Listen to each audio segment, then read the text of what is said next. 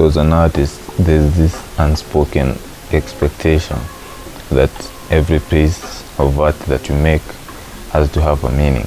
And this, for me, it was reinforced because I have a background in architecture school. And when you're there, they drill in the fact that architecture is not art. And so for every design that you come up with, you have to have a corresponding concept that should be strong enough to convince the lecturers or the studio masters that your idea is viable. And in that context, I completely understand that you can't design a building that is aesthetically appealing but it serves no function.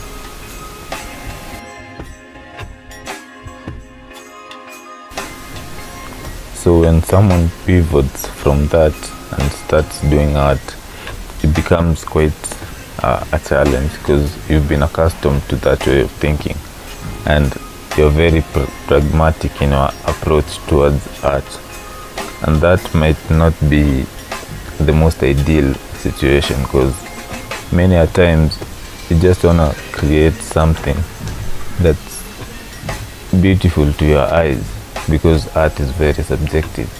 And when you start overthinking, that's when I think people experience burnout, because you have this idea that you must create something that has a deep meaning to it other than the fact that it's aesthetically appealing.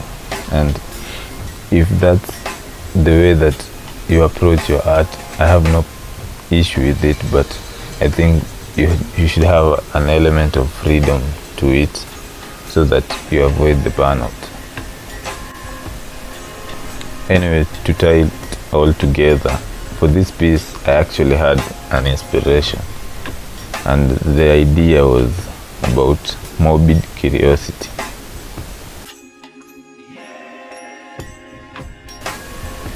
This is whereby you find fascination in the process of life coming to an end.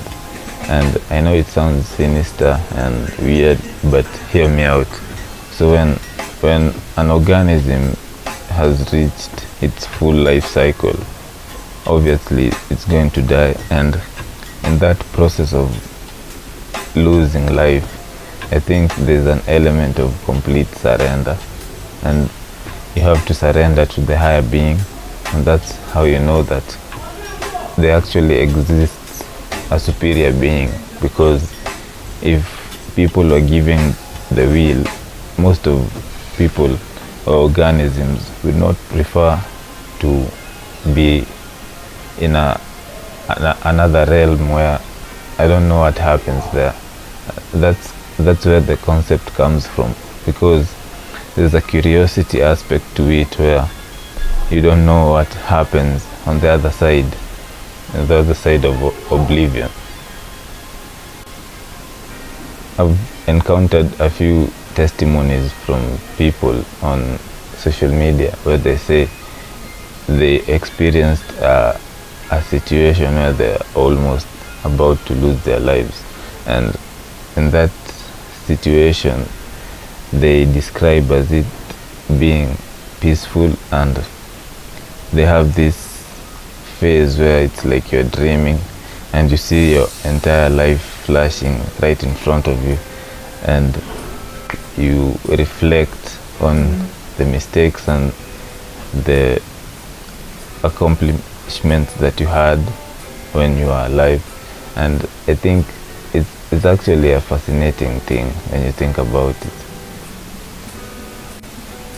So for this piece, I decided to capture that moment where a plant is wilting, and obviously if it's wilting, it's about to die. And for the flowers, I think they become more vibrant, the color intensifies before everything becomes murky. The colors intensify and the leaf becomes, or the flower rather, becomes crumpled before it gets dehydrated, then eventually it falls off. So for the reference image, I wish that I took the image myself, but I got it on Pinterest from I forget the name, but I got it from Pinterest, and I had to do a few color tweaks because I wanted that vibrant feel, that contrast with the crumpling of the flower, to bring out the concept that I was looking for. The drawing took about 3 weeks, and it was actually an experimental piece. I have done a piece like this before, it's in my videos, but that was on a smaller scale. For this, it was quite larger, and the paper that I used was completely different. I normally use Canson grained paper.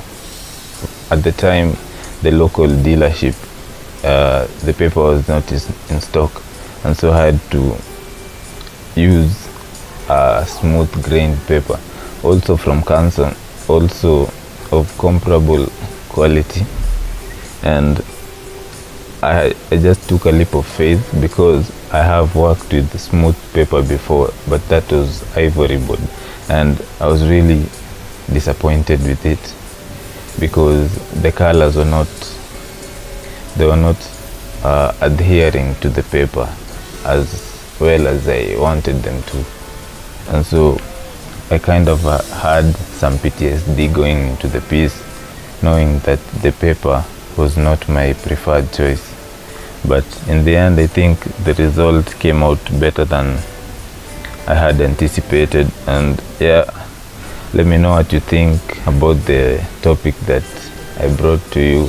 Maybe it sparks some curiosity, some food for thought for you, or maybe you think it's a weird topic. I don't know, because there's this thing where people avoid topics of sex and the topic of death. It's kind of seen as a taboo. Anyway, thank you for tuning in, and I'll see you on the next video.